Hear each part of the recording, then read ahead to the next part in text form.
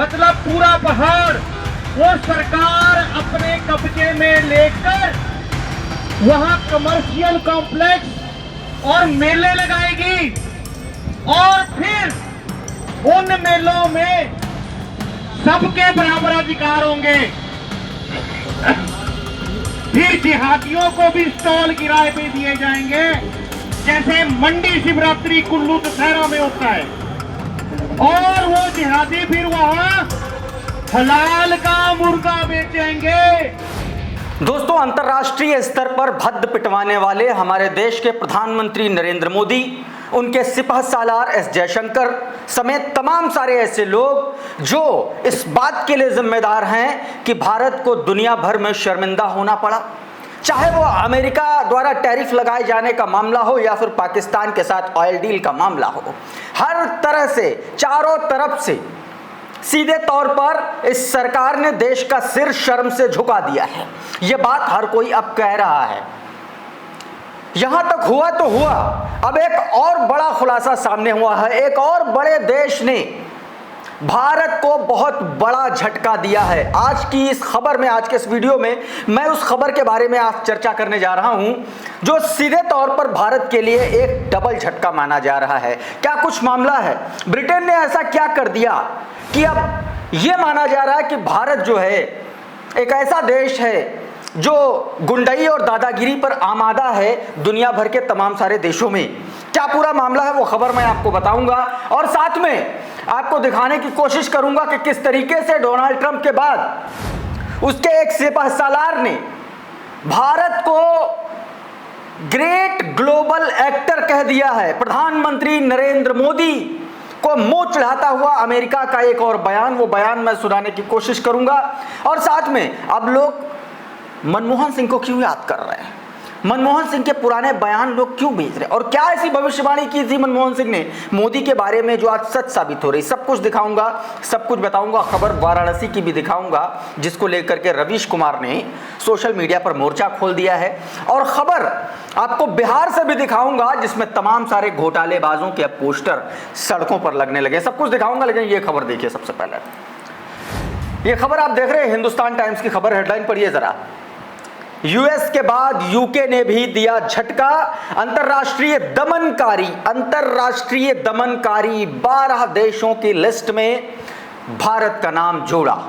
दोस्तों, सीधे तौर पर एक बड़ा झटका देते हुए यूके ने इस बात के पुख्ता सबूत उसको मिले हैं कि ब्रिटेन के भीतर भारतीय जो हैं वो कुछ ऐसे कृत्य कर रहे हैं, भारत की तरफ से कुछ ऐसे कृत्य किए जा रहे हैं जो सीधे तौर पर दमनकारी है, वहां के लोगों के लिए नुकसानदेह है। और ये जो बाकायदा पूरी रिसर्च हुई है, जो पूरी जांच हुई है, ये किसी ऐसी वैसी संस्था ने नहीं की है, MI5 ने की है, जो सुरक्षा एजेंसी है ब्रिटेन की, उसने बाकायदा इसको लेकर के इसकी जांच की। उसने अपनी जांच में पाया कि 2022 से 48% तक ब्रिटेन में ऐसे मामले बढ़े हैं और उसने अपनी रिपोर्ट में बाकायदा कहा है कि हमारी जांच में ऐसे सबूत मिले हैं जिससे पता चलता है कि कई देशों में ब्रिटेन की धरती पर TNR गतिविधियां, यानी कि जो मैंने क्या बताया, अंतरराष्ट्रीय दमनकारी गतिविधियां संचालित की थी। और सबूतों में जो देश 12 देश शामिल हैं उस भारत के साथ, उसमें बहरीन है, मिस्र है, चाइना है, ईरान है, पाकिस्तान है, रशिया है, रवांडा है, सऊदी अरब, तुर्की है और UAE समेत 12 देश हैं दोस्तों। तो अब ये एक बड़ा झटका माना जा रहा है यूके की तरफ से। और दोस्तों, ये तो हुआ तो ठीक हुआ, लेकिन डोनाल्ड ट्रंप के धमकी देने के बाद भारत को एक बार फिर से भारत के खिलाफ जहर उगला अमेरिकी विदेश मंत्री स्कॉट बेसेंट ने CNBC पर दिए गए एक इंटरव्यू में साफ तौर पर कह दिया कि भारत एक ग्रेट ग्लोबल एक्टर नहीं रहा। सीधे तौर पर कह दिया कि भारत जो है अब ग्लोबल स्तर का एक्टर नहीं रहा। यह बात सीधे तौर पर अमेरिकी विदेश मंत्री स्कॉट बेसेंट ने कहा और इस बयान को उमाशंकर सिंह ने अपने ट्विटर हैंडल पर जारी भी किया दोस्तों। India has been a large buyer of sanctioned Russian oil that they then resell as refined products. So, they have not been a great global actor. तमाम सारी इन ऐसी गतिविधियों को लेकर के, तमाम सारे ऐसे अंतर्राष्ट्रीय डेवलपमेंट को लेकर के, चाहे वो टैरिफ की बात हो, चाहे वो पाकिस्तान के साथ ट्रेड की बात हो, चाहे वो रशिया के साथ भारत के व्यापार को लेकर के ट्रंप द्वारा धमकी दिए जाने का मामला हो, चाहे भारत को डेड इकोनॉमी किए जाने का मामला हो, इन तमाम सारी खबरों के बीच अब लोग मनमोहन सिंह की उस भविष्यवाणी को अपने अपने ट्विटर हैंडल पर चस्पा कर रहे हैं जो उन्होंने 2014 में की थी। उन्होंने नरेंद्र मोदी को डिजास्टर बताया था। ये जरा खबर देखिए, हिंदुस्तान टाइम्स की ये खबर, जिसमें बताया गया था बाकायदा, Modi will be the disaster for India. ये बात डॉक्टर मनमोहन सिंह ने अपने बयान में कही थी दोस्तों, और लोकसभा इलेक्शन से पहले ये बात दोस्तों कही थी। अब इसको लेकर के लोग उनकी इस भविष्यवाणी को सच मान रहे हैं। श्रवण गर्ग लिखते हैं, याद करो भविष्यवाणी और आंख में भर लो पानी। सीधे तौर पर यह भविष्यवाणी की थी, इस तरीके से प्रधानमंत्री नरेंद्र मोदी को लोग बता रहे हैं। मुकेश कृष्णकांत अपने ट्विटर हैंडल पर लिखते हैं कि मनमोहन सिंह जी थे आर्थिक उदारीकरण के शिल्पकार थे। यह वो पड़ाव था जिसके बाद भारतीय विदेश नीति ने नया रास्ता अख्तियार किया था। उन्होंने भारत अमेरिका के बीच परमाणु समझौता किया, कोई धमकी प्रतिबंध वगैरह नहीं। ओबामा उनके प्रशंसक थे। रूस और चीन से भी संबंध सामान्य बने रहे। अमेरिकी परमाणु समझौता वो मील का पत्थर बना जिसके बाद भारत का फ्रांस, रूस, United kingdom, Japan, Canada, Australia जैसे दर्जन भर देशों में से असैन्य परमाणु समझौता हुआ। आज 11 साल से मोदी दुनिया देश घूम रहे हैं, लौटते हैं तो कभी देश को यह सूचित नहीं किया जाता कि वो क्या करके लौटे हैं।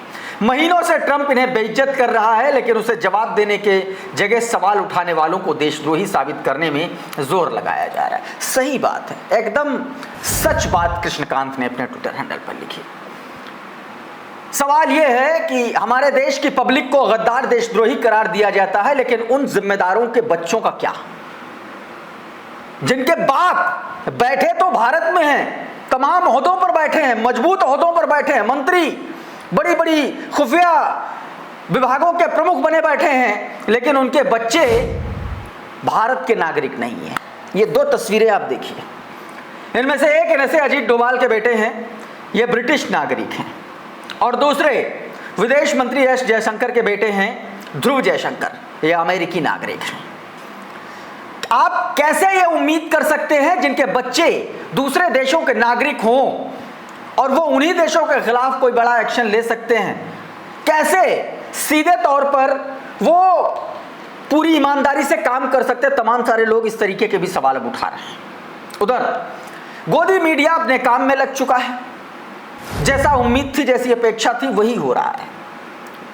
2000 की नोट में चिप ढूंढने वाली महान एंकर पत्रकार श्वेता सिंह ने सरकार के पक्ष में बैटिंग करनी शुरू कर दी और जो टैरिफ लगा है उसके फायदे गिनाने शुरू कर दिए हैं। क्या कह रही हैं, जरा सुनिए और अपना माथा पीटिए।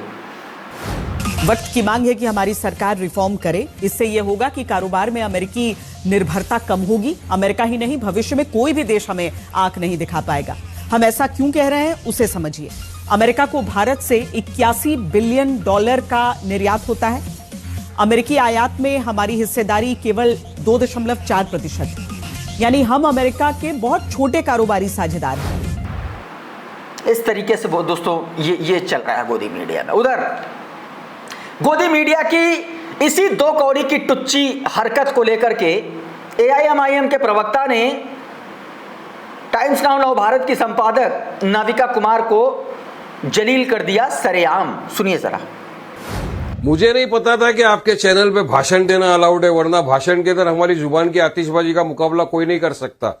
ना सुधांशु त्रिवेदी कर सकते हैं, ना हमारे वकील दोस्त जैन साहब कर सकते हैं। अब अगर मुझे आप बोलने देंगे तो मैं बोलूंगा, नहीं तो आप खाली दोनों को बुलाओ, आधा घंटा दोनों को बोलो, बिंदास बोलते रहो और नाविका जी सुनते रहेंगे, पब्लिक देखते रहेगी। अगर इसी तरह आपको डिबेट आप ही बोल रहे हैं ना, आप ही बोल रहे हैं, आप ही से डिबेट शुरू हुई और बोलने दो दोनों को। ऐसा नहीं होता, मेरा नाम लिया मैं जवाब दूंगा तो जवाब दे। तो दोस्तों इस तरीके से ये चीज हुई। अब मैं आपको दिखाता हूं कैसे लोग नाच रहे थे, कैसे लोग मगन थे जब प्रधानमंत्री नरेंद्र मोदी और डोनाल्ड ट्रंप की मुलाकात हो रही थी। कैसे अंजना ओम मोदी माफ कीजिएगा कश्यप, अंजना ओम कश्यप कैसे बता रही थी एकदम कि जब दोनों नेता मिलते हैं तो बिजली कड़कती है। सुनिए जरा, चाटुकारिता के तमाम सारे मानकों के रिकॉर्ड तोड़ता अंजना ओम मोदी का ये पत्रकारी, ये जीवन परिचय इनकी इस छोटे से वीडियो में आपको पता चल जाएगा। देखिए जरा इसको। जबरदस्त केमिस्ट्री है दोनों की। बिजली कड़कती है, मतलब आप ये कह सकते हैं बिजली कड़कती है जब दोनों एक साथ मंच पर रहते हैं। क्योंकि देखिए पीएम भी मुखर होकर दोस्ती का बखान करते हैं डोनाल्ड ट्रंप के साथ। मेरे दोस्त डोनाल्ड उन्होंने कहा। तो इस तरीके से गोदी मीडिया ने अपने कांड किए। उधर बिहार में इनके घोटालों के होर्डिंग चस्पा कर रहे हैं। आरजेडी ने ये होर्डिंग लगाया, देखिए जरा, इस होर्डिंग को देख लीजिए जरा। सीएजी रिपोर्ट में जो हिसाब किताब नहीं दे पाए 71,000 करोड़ का, उसको लेकर के सिर्फ नीतीश कुमार का फोटो नहीं लगाया है विपक्ष ने गोदी मीडिया की तरह। विपक्ष ने फोटो लगाया है मोदी का, उनके मंत्रियों का, उनके उप मुख्यमंत्रियों का, सबका फोटो लगाया है दोस्तों। ये देखिए जरा, इस पोस्टर में देखिए मोदी का फोटो है, सीधे तौर पर दोनों डिप्टी सीएम का फोटो है, जेडीयू के बड़े नेताओं का, बीजेपी के बड़े नेताओं का, सबका फोटो आरजेडी ने लगाया है दोस्तों। तो बिहार में, बिहार चुनाव से पहले यह मामला बहुत बड़ा होने की उम्मीद जताई जा रही है। इस बीच दोस्तों एक वीडियो प्रधानमंत्री नरेंद्र मोदी का फारूक अब्दुल्ला साहब के साथ बातचीत का एक वीडियो बड़ा तेजी से वायरल हो रहा है, जिसमें मोदी जी से फारूक अब्दुल्ला साहब उनकी शादी के बारे में पूछ रहे हैं। 2 बार फारूक अब्दुल्ला साहब ने पूछा मोदी से शादी को लेकर के, और दोनों बार बंदे ने हाँ नहीं कहा, दोनों बार मना किया और शिकन तक नहीं आई। देखिए जरा ये video. I don't know whether he has never introduced me to his wife. I do not know. Are you married, sir? No, that's because I do not know. That is a tragedy. We do not know about each other. So unless we know whether he loves music, he loves the good things of life, how can I say whether I can get on with him or not? So, Modi ji, वैसे फारूक साहब सिंह मैं बोलूंगा कुछ नहीं, election है, पर बहुत कुछ रहे हैं यहाँ पर, सब टेप हो रहा है आपका। I just wanted to know, are you married? You're not married?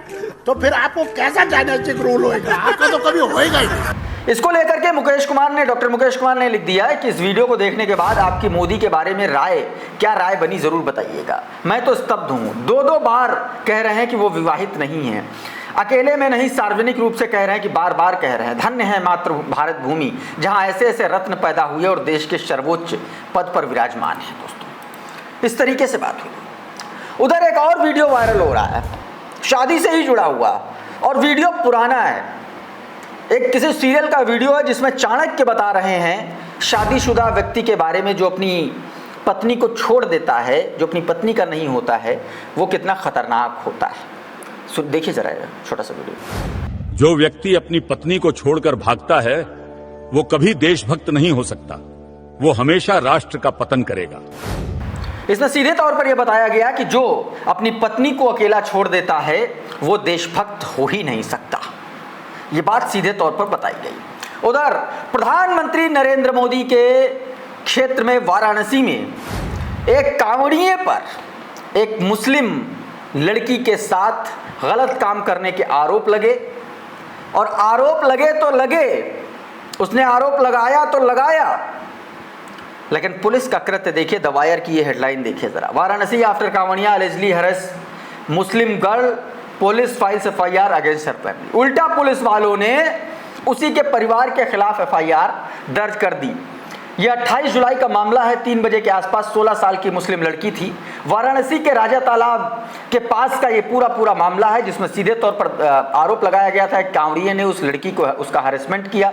और उसके बाद जब यह बात पता चली, जब उसने आरोप लगाया, तो पुलिस ने उसी के परिवार के खिलाफ मुकदमा दर्ज कर लिया।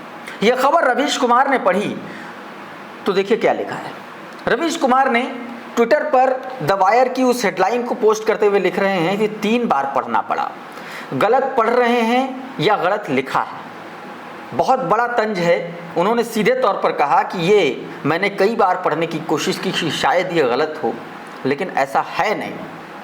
रवीश कुमार ने इसके खिलाफ एक तरीके से अपनी आवाज़ उठाई। उधर हिमाचल प्रदेश में बीते दिन का एक वीडियो वायरल हो रहा है, जिसमें यह दावा किया जा रहा है कि कैसे मुसलमानों के खिलाफ एक प्रोपेगेंडा बड़ा सुनियोजित तरीके से चल रहा है। ये वीडियो देखिए ज़रा छोटा सा, जिसमें सीधे तौर पर जिहादियों का एक तरीके से उनको पूरी तरीके से बायकॉट करने की बात कही जा रही है। सुनिए। और फिर उन मेलों में सबके बराबर अधिकार होंगे। फिर जिहादियों को भी स्टॉल किराए पे दिए जाएंगे, जैसे मंडी शिवरात्रि कुल्लू दशहरा में होता है। और वो जिहादी फिर वहां हलाल का मुर्गा बेचेंगे। तो दोस्तों अभी के इस वीडियो में फिलहाल इतना ही। बहुत बहुत शुक्रिया, बहुत बहुत धन्यवाद। आप जुड़े रहिए आपके अपने चैनल द लाइव टीवी के साथ। नमस्कार। द लाइव टीवी, सच सबसे आगे।